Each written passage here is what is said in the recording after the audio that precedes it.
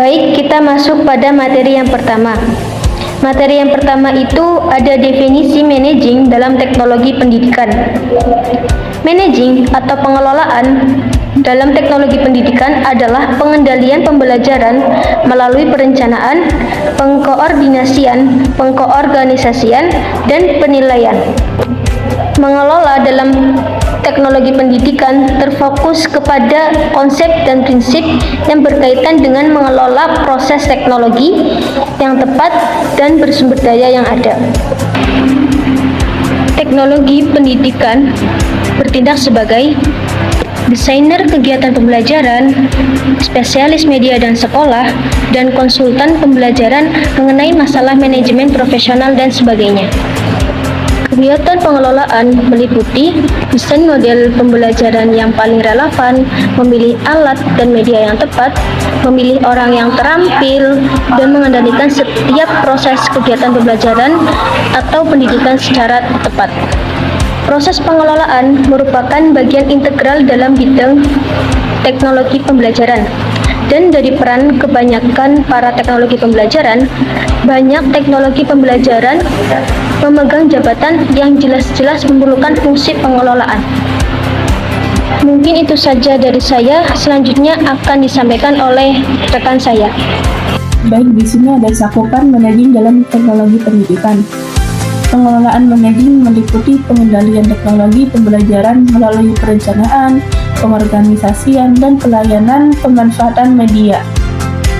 Kawasan pengelolaan mencakup beberapa hal, yaitu yang pertama ada pengelolaan proyek, yang kedua ada pengelolaan sumber, yang ketiga ada pengelolaan kinerja orang, yang keempat ada pengelolaan program.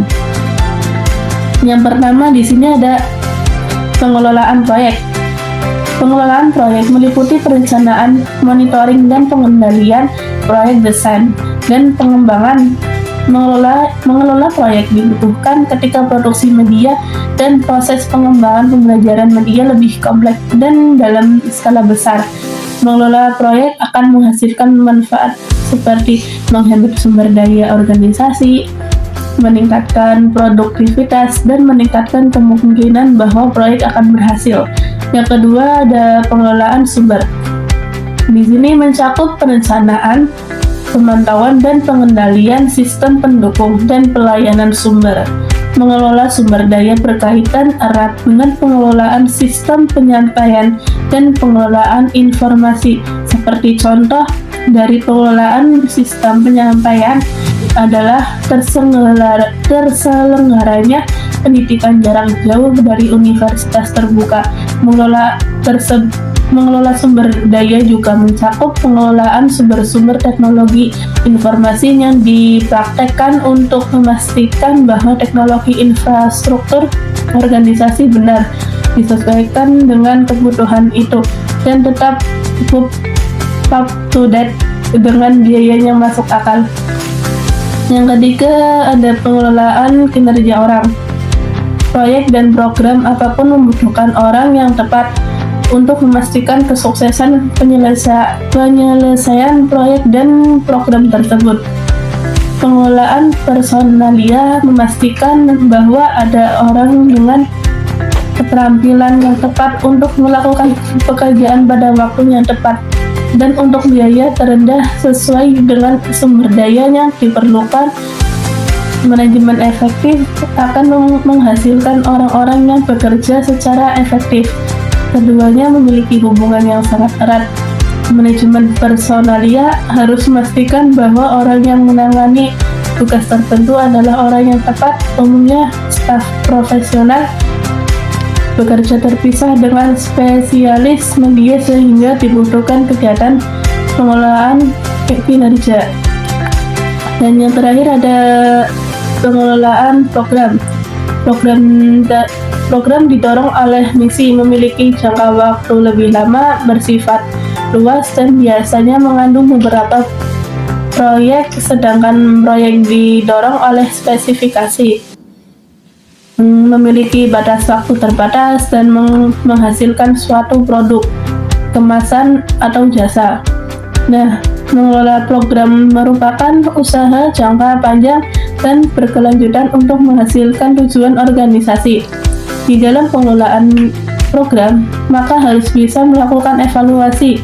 Hal ini diperlukan untuk memastikan bahwa program telah terlaksana dengan baik sesuai dengan biaya dan spesifikasi yang telah ditentukan.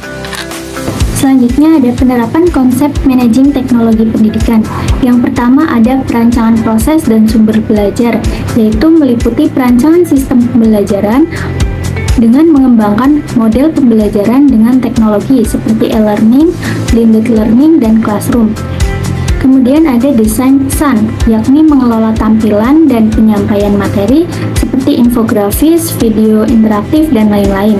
Selanjutnya, menyusun strategi pembelajaran dan menganalisis karakteristik pembelajaran siswa dan memilih teknologi yang sesuai untuk kebutuhan siswa tersebut. Yang kedua, ada pengembangan proses dan sumber belajar.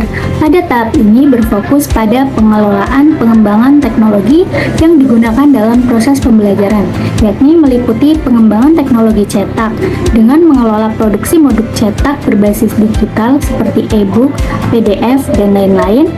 Dan kemudian ada pengembangan teknologi audiovisual, yakni mengelola pembuatan video presentasi pembelajaran, podcast yang edukatif, ataupun animasi lainnya. Kemudian mengelola pengembangan teknologi berbasis komputer seperti software edukatif dan lain-lain.